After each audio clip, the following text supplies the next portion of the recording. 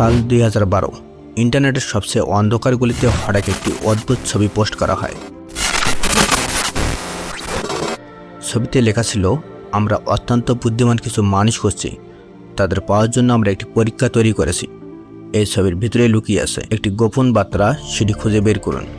বন্ধুরা, এটি কোনো সাধারণ গেম ছিল না, এটি ছিল ইন্টারনেটের ইতিহাসের সবচেয়ে বড় এবং জটিল রহস্যের শুরু, যার নাম সিকাডা 3301। 4chan নামের একটি ওয়েবসাইটে যখন এই মেসেজটি আসে, তখন পৃথিবীর বড় বড় হ্যাকার এবং গণিতবিদরা এটিকে একটি সাধারণ প্রাঙ্ক বা মজা ভেবেছিলেন। কিন্তু যখন তারা এই ছবির কোড ভাঙা শুরু করলেন, তখন তাদের চোখ কপালে উঠল। ছবির ভিতরে লুকিয়েছিল একটি ডিজিটাল লিঙ্ক। সেই লিঙ্কটি তাদের নিয়ে যায় ডার্ক ওয়েবের এক গোপন ওয়েবসাইটে। সেখানে যাওয়ার পর তাদের দেওয়া হয় আরও কঠিন সব ধাঁধা। এই ধাঁধাগুলো সমাধান করতে সাইবার সিকিউরিটি, প্রাচীন ইতিহাস, মায়া সভ্যতা এবং উচ্চ স্তরের গণিতের জ্ঞানের প্রয়োজন ছিল। রহস্যটি কিন্তু শুধু ইন্টারনেটের ভিতরেই সীমাবদ্ধ ছিল না। পরীক্ষার একটি পর্যায়ে হ্যাকারদের একটি ফোন নম্বরে কল করতে বলা হয়। সে ফোন থেকে একটি ভয়েস মেসেজ আসে, যেখানে পৃথিবীর 14টি দেশের বিভিন্ন শহরের কিছু কিছু নির্দিষ্ট জায়গার ঠিকানা দেওয়া হয়। আমেরিকার লস অ্যাঞ্জেলস, রাশিয়ার মস্কো, জাপানের টোকিও, হাজার হাজার কিলোমিটার দূরের এই শহরগুলো রাস্তার ল্যাম্পপোস্টে গিয়ে হ্যাকাররা দেখতে পান সেখানে সত্যি সত্যি সিকাডা 3301 এর লোগো এবং একটি কিউআর কোড সাজানো আছে। অর্থাৎ এই রহস্যের পিছনে কোন সাধারণ মানুষ নেই, বরং বিশ্বজুড়ে ছড়িয়ে থাকা এক বিশাল শক্তিশালী নেটওয়ার্ক কাজ করছে।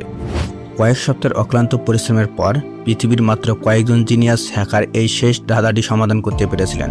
কিন্তু তারা যখন শেষ পেজে পৌঁছালেন, তখন সিকাডা 3301 এর পক্ষ থেকে একটি মেসেজ আসে, আমরা যা চেয়েছিলাম তা পেয়ে গেছি, আমাদের আর কারো প্রয়োজন নেই।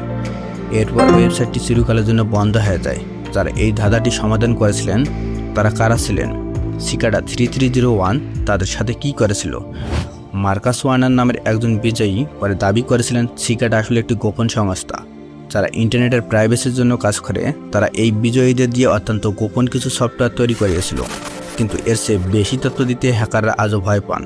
আজ পর্যন্ত সিআইএ, এফবিআই বা কোনো দেশের সরকার জানতে পারেনি সিকাডা 3301 আসলে কারা ছিল। এটি কি কোনো বড় দেশের ইন্টেলিজেন্স এজেন্সি, কোনো হ্যাকার গ্রুপ, নাকি খোদ ইলুমিনাতি?